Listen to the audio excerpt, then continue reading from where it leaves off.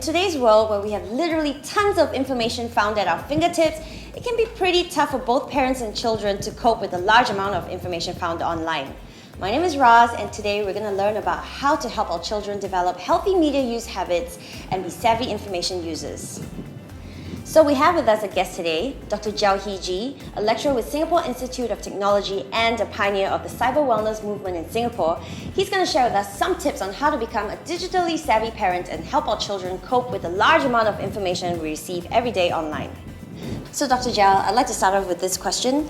What are the common challenges faced by parents when they're teaching their children about information literacy? Okay, Ross, when you talk about information literacy in regards to children, you're actually talking about children surfing the internet for information. So the common challenges that parents face are basically two things. One, the multitasking ability, where children actually choose whatever they want to do, and sometimes while they're surfing the internet for information, they may also be doing something else, okay? And because of this, sometimes parents cannot actually monitor because they switch screens and stuff like that. And then secondly, portability.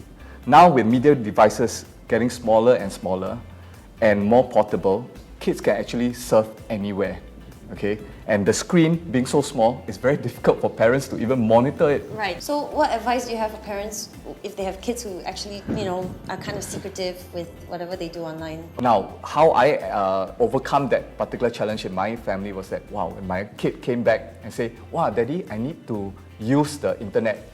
The first thing I got was a big, huge monitor, okay?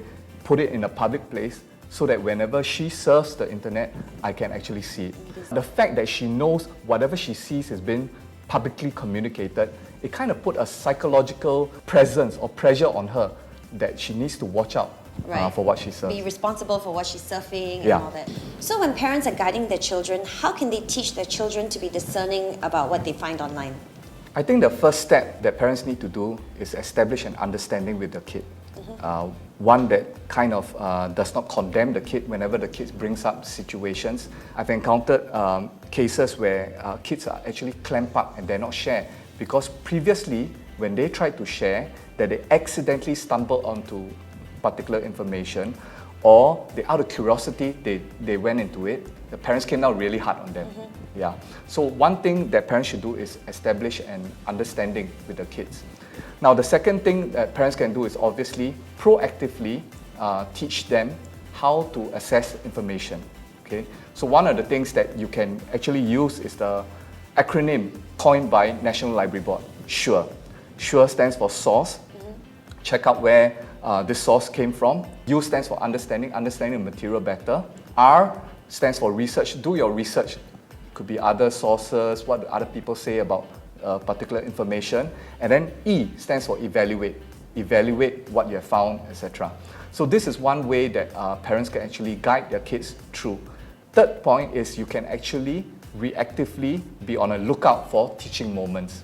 So for example, I've encountered parents who whenever they talk to their kids about this particular situation, the kids doesn't respond. But what they did was, they talked to themselves using a newspaper article about something.